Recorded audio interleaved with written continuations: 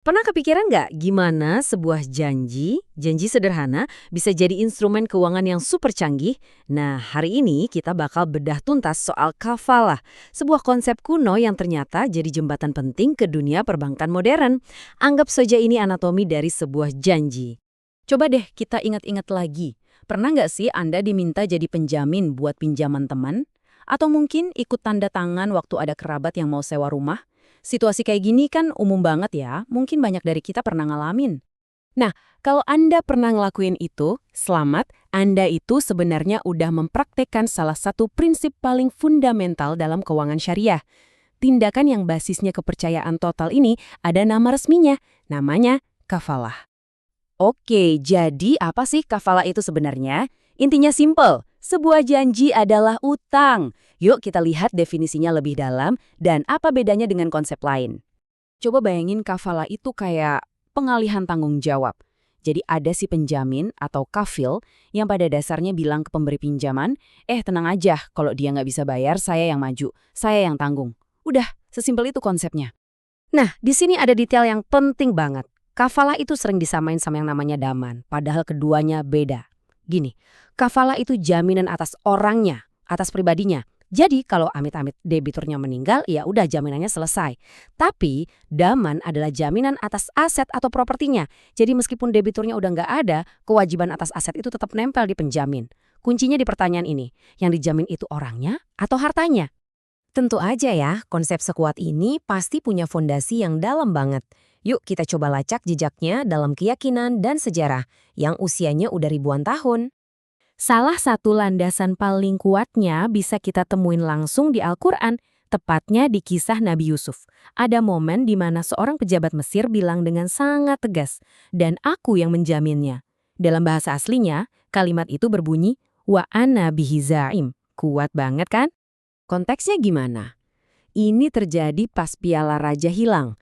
Pejabat itu langsung menjanjikan hadiah dan dia secara pribadi menjamin pembayarannya. Ini contoh yang sempurna banget gimana sebuah jaminan personal bisa membangun kepercayaan dan bikin sebuah kesepakatan jadi lancar. Dan prinsip ini tuh diperkuatnya berlapis-lapis loh. Mulai dari Al-Quran, terus kita lihat juga dalam praktek hadis, ada kisah terkenal Abu Qatada yang menanggung utang seseorang yang sudah meninggal biar sholat jenazahnya bisa jalan. Sampai puncaknya, para ulama pun sepakat lewat ijma kalau kafalah itu sah dan memang penting banget buat masyarakat. Oke, sama kayak kontrak pada umumnya, kafalah juga punya anatomi yang jelas. Yuk, kita bedah bareng-bareng rukun dan syaratnya. Jadi, siapa aja sih pemain di dalam akad kafalah ini? Pertama, jelas ada si penjamin atau kafil. Terus ada makfulah, si penerima jaminannya. Tentu ada juga makful anhu, ini orang yang dijamin. Nah, yang unik nih, persetujuan dari dia itu ternyata nggak wajib. Terakhir, ada objek jaminannya, makful bih, dan tentu aja ijab kabul atau pernyataannya, sikhot. Kelima pilar ini hukumnya wajib, harus lengkap semua. Oke, cukup teori kunonya. Sekarang kita lompat ke dunia modern. Gimana sih prinsip kepercayaan ini bekerja di dalam mesin perbankan syariah zaman now? Yuk kita lihat. Kita ambil contoh yang gampang ya, pembiayaan kuliah. Jadi ada mahasiswa yang butuh bayar uang kuliah ke kampusnya. Nah, bank syariah masuk sebagai kafil, si penjamin. Banknya yang bayarin langsung SPP-nya ke universitas. Terus gimana? Ya mahasiswa itu tinggal nyicil ke bank. Nah, sebagai imbalan jasa penjaminan ini, bank dapat yang namanya ujrah atau fee. Simple dan praktis banget kan? Dan aplikasinya itu luas banget, nggak cuma soal kuliah. Mulai dari letter of credit atau LC yang penting banget buat jamin pembayaran di perdagangan internasional, sampai performance bond yang mastiin proyek konstruksi raksasa selesai tepat waktu. Ini bukti nyata betapa fleksibelnya kafalah buat ngamanin transaksi-transaksi yang gede dan rumit.